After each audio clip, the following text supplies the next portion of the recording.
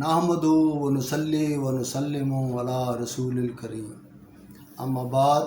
السلام علیکم میرے بزرگوں، دوستوں اور میرے عزیزوں، میں آج آپ کے سامنے معرکہ کربلا کا دردناک واقعہ مختلف تواریخ کی مدد سے آپ کے سامنے بیان کرتا ہوں۔ ان تواریخ میں حافظ ابن کثیر کی تاریخ البدایہ والنہایہ اور ابن جریر کی تاریخ طبری اور اس کے علاوہ دوسری تواریخ اس میں شامل ہے۔ تو میرے دوستو، جب حضرت معاویہ رضی اللہ تعالیٰ عنہ کی وفات ہوئی تو یزید بن معاویہ نے مدینہ کے گورنر ولید بن عتبہ کو خط لکھا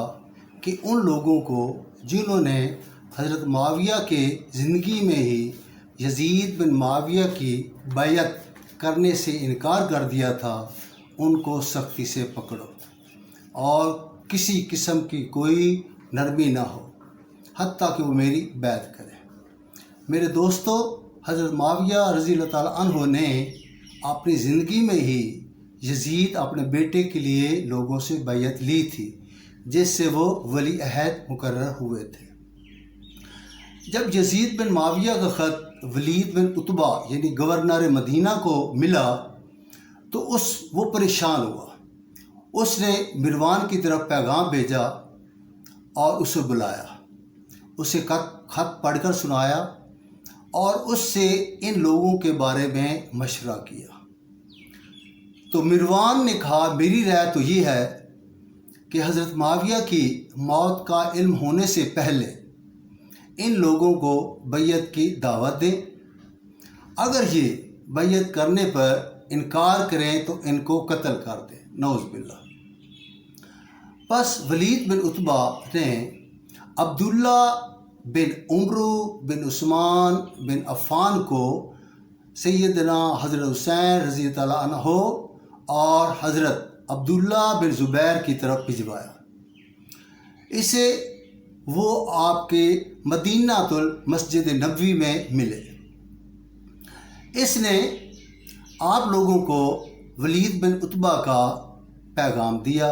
اور کہا کہ امیر کو اس کا جواب دیجیے۔ تو امام علی مقام سیدنا حسین رضی اللہ عنہ نے اسے کہا کہ تم واپس چلے جاؤ، ہم اس کے پاس خود آتے ہیں۔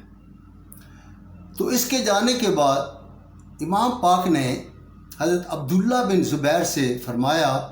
کہ میرا خیال ہے کہ ان کا طاغیہ ہلاک ہو گیا ہے۔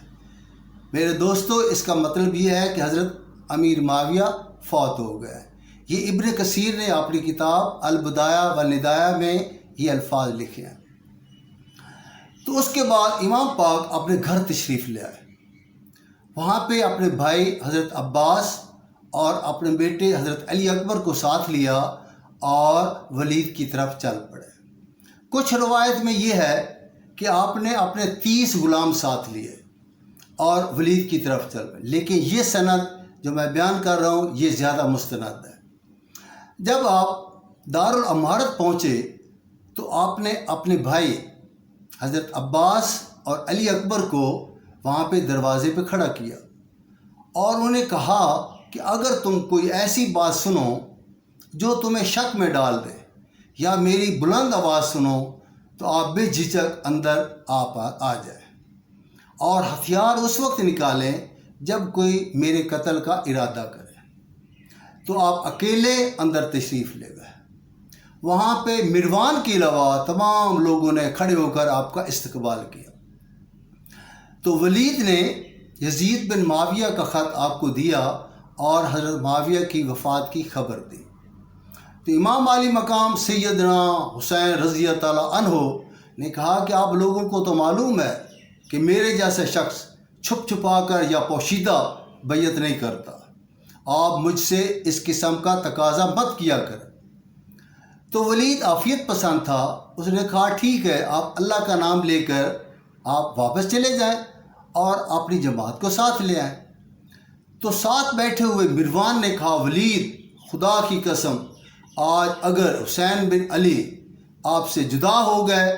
تو ان کے درمیان اور تیرے درمیان قتال ہوگا، انہیں روکیے اور بیعت کیے بغیر ان کو مت جانے دیجیے ورنہ ان کو قتل کر دی۔ تو امام علی مقام سیدنا حسین رضی اللہ عنہ کو اس پر غصہ آیا، آپ اٹھے اور فرمایا اے ابن زرقہ تو مجھے قتل کرے گا، اے ابن زرقہ تو مجھے قتل کرے گا، خدا کی قسم تم نے جھوٹ بولا ہے، تم نے گناہ کیا ہے، کیونکہ رسول اللہ صلی اللہ علیہ وسلم نے تو آپ کو فلاں فلاں جگہ پر شہادت کی بشارتیں دی ہوئی تھیں۔ تو یہ کہہ کر آپ اٹھ کھڑے ہوئے اور آپ نے گھر تشریف لے آئے۔ امام پاک کے جانے کے بعد ولید نے مروان سے کہا، مروان خدا کی قسم میں حسین بن علی کو دنیا و مافیا کی خاطر قتل کبھی نہیں کروں گا، میں اس قول پہ قتل کروں کہ میں بیعت نہیں کرا اور اس کو قتل کر دوں، سبحان اللہ، یہ کبھی نہیں ہوگا، اور میرے یقین ہے کہ جو حسین بن علی کو قتل کرے گا قیامت کے دن اس کا ترازو ہلکا ہوگا۔ تو اس کے بعد میرے بھائیوں ولید بن عتبہ نے حضرت عبداللہ بن زبیر کی طرف پیغام بھجوایا، تو حضرت عبداللہ بن زبیر ایک رات اور ایک دن ٹال مٹول کرتے رہے، پھر آخر کار دوسری رات کو وہ اپنے غلاموں کو ساتھ لیا اور اپنے بھائی جعفر کو ساتھ لے کر الفرا کے راستے مکہ معظمہ کی طرف روانہ ہو گئے۔ جب ولید کو حضرت عبداللہ کے جانے کی خبر ہوئی تو اس نے اپنے سپاہی ان کے پیچھے دوڑائے، لیکن وہ ان سپاہیوں میں وہ سکت ہی نہ رہی کہ ان کا پیچھا کرتے، وہ تھک ہار کر واپس تشریف لیا۔ اس کے بعد ولید بن عتبہ امام پاک کے پاس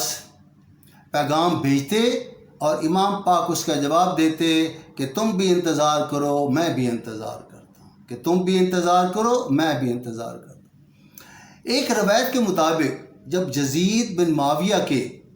متواتر خطوط ولید بن عتبہ کے نام آنے لگے تو ولید نے چپکے وہ تمام خطوط امام پاک کو دیے اور کہا اے شہزادے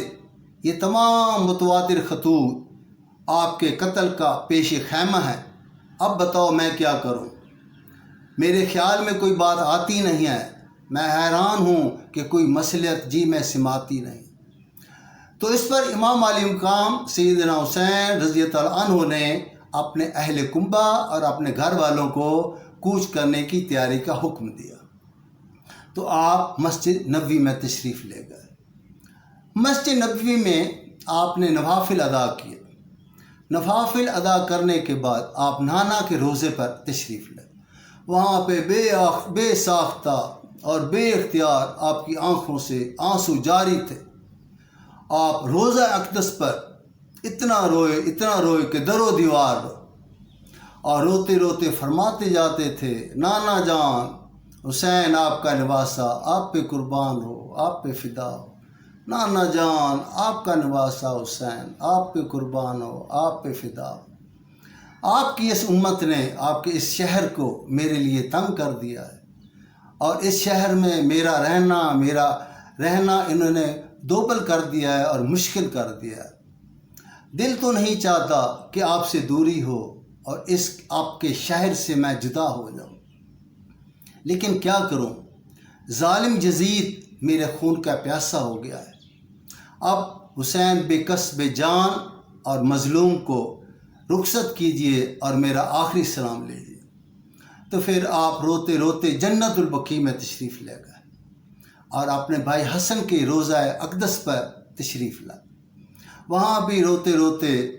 اپنے بھائی سے فرماتے جاتے تھے کہ بھائی حسن جب سے آپ نے مجھ سے منہ پھیرا ہے مصیبتیں اور رنج و الم نے مجھے آ گھیرا ہے،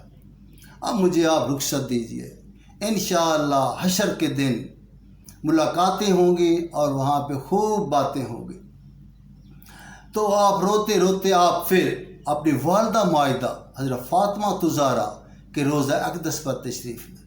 وہاں بھی بے اختیار بے ساختہ آپ کی آنکھوں سے آنسو جاری تھے اور آپ روضہ اقدس پر لپٹ کر خوب روئے، ایسا روئے کہ در و دیوار، روتے روتے آپ فرماتے جاتے تھے اماں جان آپ تو مجھ سے بہت پیار کرتی تھی، آپ نے مجھ سے جلد جدائی کا فیصلہ اختیار کر دیا، آپ مجھ سے بہت جلد جدا ہو گئے، اور جاتے جاتے آپ مجھے بھائی حسن اور بابا علی مرتضیٰ کے حوالے کر دیں۔ اب تو وہ بھی میرے ساتھ نہیں ہیں، انہوں نے بھی میرا ساتھ چھوڑ دیا۔ اب حسین اکیلا ہے اور بے یار و مددگار ہے۔ اب حسین بے کس بے جان اور مظلوم کا درخواست کو آپ کو رخصت کیجیے اور میرا آپ آخری سلام لیجیے۔ تو پھر آپ اسی حالت میں آپ گھر تشریف لے آئے۔ تو آپ نے رات کے وقت مدینہ سے روانہ ہو گئے۔ راستے میں آپ کو حضرت عبداللہ بن مطیع تشریف وہاں پہ وہ آپ کو ملے۔ جب عبداللہ بن مطیع نے آپ کو بمع اہل و عیال دیکھا تو وہ پریشان حیران ہو گیا، کہنے لگا اے پسر رسول، میں آپ پہ قربان ہوں، یہ میں کیا دیکھ رہا ہوں، آپ کہاں جانے کی ارادہ کر رہے ہیں؟ تو امام علی مقام نے فرمایا فی الحال تو میں مکہ معظمہ جا رہا ہوں، وہاں پہ میں استخارہ کروں گا، اللہ نے جہاں چاہا وہاں چلا جاؤں۔ پھر آپ مکہ معظمہ کی طرف روانہ ہو۔ بالآخر آپ مکہ معظمہ وہاں پہ تشریف لے۔ جب اہل مکہ کو حضرت معاویہ کی موت اور یزید بن معاویہ کی بیعت کا علم ہوا اور یہ بھی پتہ چلا کہ امام علی مقام سیدنا حسین رضی اللہ عنہ یزید بن معاویہ کی بیعت کا انکار کر کے مدینہ سے مکہ معظمہ تشریف لا چکے ہیں، تو وہاں کے لوگ جوق در جوق، گروہ در گروہ آپ کے پاس آنے لگے، آپ کی زیارت سے شرف حاصل کرنے لگے، آپ کے مجلس میں بیٹھنے لگے اور آپ کی باتیں سننے لگے، آپ کی اقتداء میں نمازیں ادا کرنے لگے، حتیٰ کہ حضرت عبداللہ بن زبیر بھی آپ کے پاس آتے جاتے تھے۔ حافظ ابن کثیر لکھتے ہیں کہ عبداللہ بن زبیر کے لیے یہ ناممکن تھا کہ حسین بن علی کی موجودگی میں آپ دل کی بات کے مطابق کوئی حرکت کرتے، کیونکہ وہ جانتے تھے کہ لوگ آپ کے پاس جوق در جوق، گروہ در گروہ آپ کے مجلس میں آتے ہیں اور ان کے پاس ان کی باتیں سنتے ہیں اور ان کی نماز کی اقتداء میں آپ نمازیں ادا کرتے ہیں، اور یہ بھی معلوم تھا کہ لوگ ان کی زیادہ تعظیم کر رہے ہیں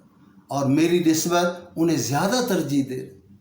تو حضرت عبداللہ بن زبیر خاموش رہے۔ میرے دوستوں، میرے بزرگوں، کچھ حضرات کہتے ہیں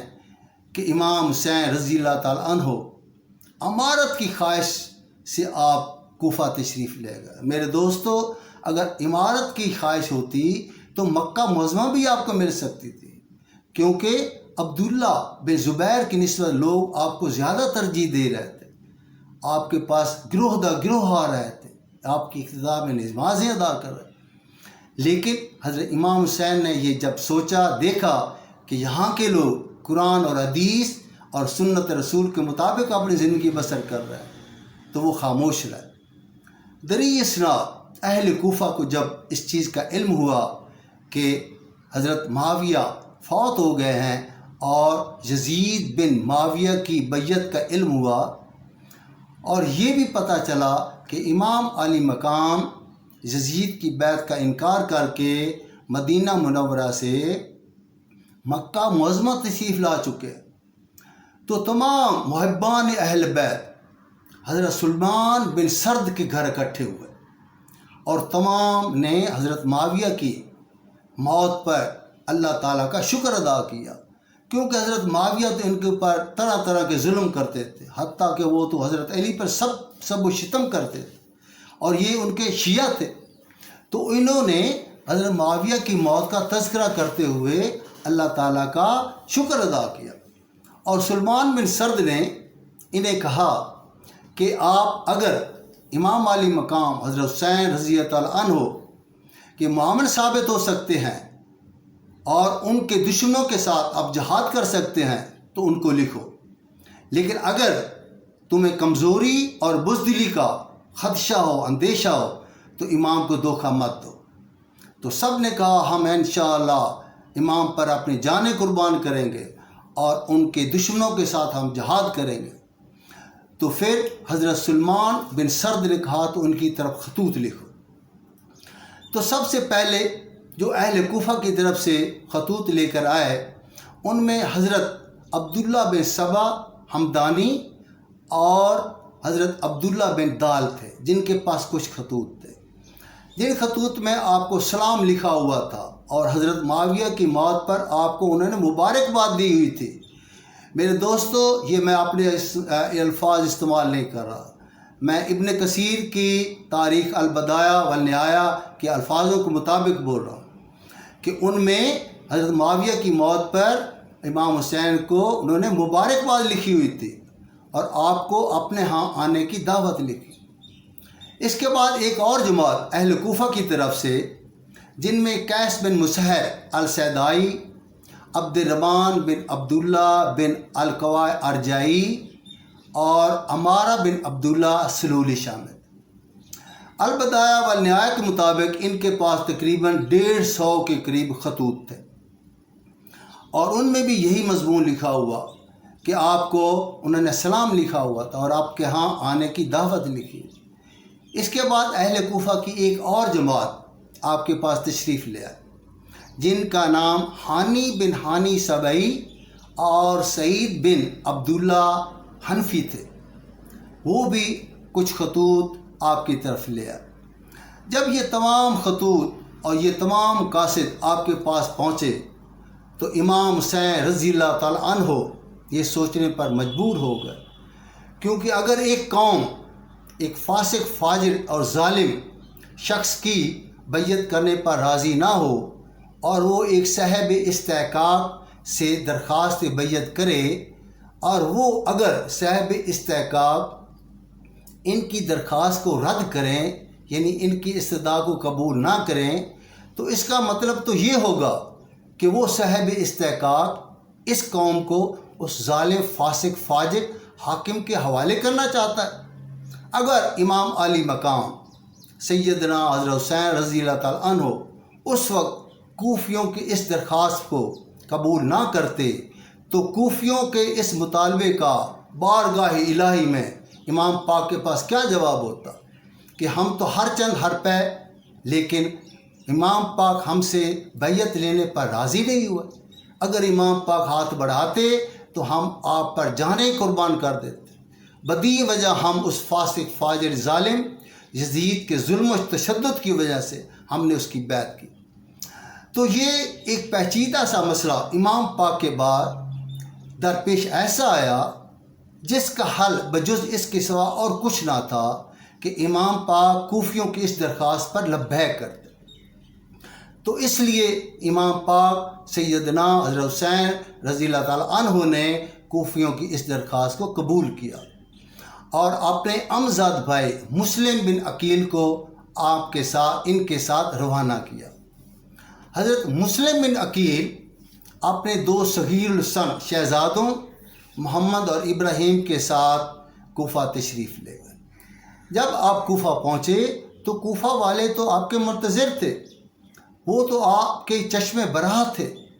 وہ تو آپ کی آمد پر وہ بہت خوش ہوئے اور بڑی عقیدت سے آپ کے پاس تشریف لانے لگے اور آپ کے پاس جوک در جوک گروہ در گروہ آپ کے پاس آتے اور بیعت کرتے، حتیٰ کہ ان کے پاس بیعت کرنے والوں کی تعداد تقریباً 12,000 کے قریب پہنچ گئی اور یہ تعداد بڑھتے بڑھتے 18,000 تک پہنچی۔ ایک اور روایت کے مطابق یہ تعداد بڑھتے بڑھتے 40,000 تک پہنچ گئی۔ تو مسلم بن عقیل نے امام پاک کی طرف خط لکھا کہ آپ ضرور تشریف لائیں اور امت مسلمہ کو اس ظالم فاسق فاجر یزید کے تسلط سے نجات دلائیں اور لوگ امام برحق اور خلیفہ عادل و راشد کے شرف سے مشرف ہوں اور دین حق کی تائید ہو۔ تو جب لوگ حضرت مسلم بن عقیل کی بیعت کر رہے تھے تو کوفے کا گورنر حضرت نعمان بن بشیر نے شروع میں تو آپ سے پہلو تہی کی، پھر اس نے آپ کے ساتھ کوئی ایسی اہمیت نہ دی۔ آخرکار انہوں نے ایک خطبہ دیا جس میں انہوں نے کہا کہ اے لوگو، اختلاف اور فساد سے باز آ جاؤ اور سنت رسول کے مطابق تمام لوگ زندگی بسر کرو۔ خدا کی قسم اگر جس شخص نے میرے ساتھ کوئی جنگ نہ کی میں اس کے ساتھ جنگ نہیں کروں گا، اور جس نے میرے کے اوپر حملہ نہ کیا میں اس کے اوپر حملہ نہیں کروں گا، اور میں کسی شک کی بنا پر کسی کو نہیں پکڑوں گا۔ تو اس پر ایک شخص عبداللہ بن حضرمئی، عبداللہ بن مسلم حضرمئی یہ اٹھا اور اس نے کہا، یا امیر، آپ تو نرمی سے کام لے رہے ہیں، آپ کو سختی سے کام لینا چاہیے۔ جو آپ نے راستہ اختیار کیا ہوا ہے وہ تو کمزوروں کا راستہ ہے۔ تو اس پر حضرت نعمان بن بشیر نے کہا کہ مجھے اطاعت الہی میں کمزور ہونا مجھے معصیت الہی میں قوی ہونے سے زیادہ محفوظ ہے، زیادہ محبوب ہے۔ یعنی اس کا مطلب یہ ہے کہ انہوں نے یہ فرمایا کہ اللہ تعالیٰ کے فرمان برداروں کے ساتھ میرا شمار کمزوروں میں ہونا یہ اس سے بہتر ہے کہ میں اللہ تعالیٰ کے نافرمانوں کے ساتھ میرا شمار عزت والے میں ہوں، اور میں ایسا کبھی نہیں کروں۔ یہ فرما کر وہ ممبر سے نیچے اترے۔ تو اس عبداللہ بن مسلم حضرمئی نے یزید کی طرف خط لکھا کہ یا تو حضرت نعمان بن بشیر جان بوجھ کر سستی دکھا رہے ہیں اور آپ اس کی طرف کوئی ایسا اور گورنر بھیجے۔ اسی طرح دو اور اشخاص نے جن کا نام عمارہ بن عقبہ اور ایک اور عمرو بن سعد بن ابی وقاص، یعنی اشرف مبشرہ کے صحابی حضرت سعد بن ابی وقاص ان کا بیٹا عمرو، اس نے بھی یزید بن معاویہ کی طرف خطوط لکھے کہ آپ کوئی اور دوسرا گورنر بھیجیں۔ تو اس کے بعد یزید بن معاویہ نے تمام مشاہیر کے مشورے سے اور ایک اپنا غلام جس کا نام سرجون تھا اس کے مشورے سے کوفہ کی امارت کو بصرہ کی امارت کے ساتھ شامل کر کے عبید اللہ بن زیاد کے محتاط کر دیا اور اس کو مسلم بن عبداللہ بہلی کے ذریعے پیغام بھجوایا کہ تم فوراً وہاں کوفہ کی طرف روانہ ہو جاؤ۔ جب آپ کوفہ کی طرف پہنچو گے تو وہاں پہ مسلم عقیل کو طلب کرنا اور اس کو قتل کر دینا، اور اگر حسین بن علی کوفہ تشریف لے آئیں تو انہوں میری بیعت لینا، اگر وہ بیعت نہیں کریں تو ان کو بھی قتل کرنا۔ تو عبید اللہ بن زیاد بصرے کی عمارت اپنے بھائی عثمان بن زیاد کے حوالے کر کے یہ کوفہ کی طرف چل پڑے۔ میرے دوستو، میرے بزرگوں، میں اس کے بعد کے واقعات اپنے اگلے بیان میں کروں گا۔ میں آپ سے اجازت چاہتا ہوں۔ وما علینا الا البلاغ المبین، وصلی اللہ علی خیر خلقہ محمد وآلہ وصحبہ اجمعین وسلم تسلیما کثیرا کثیرا وبرحمتک یا ارحم الراحمین۔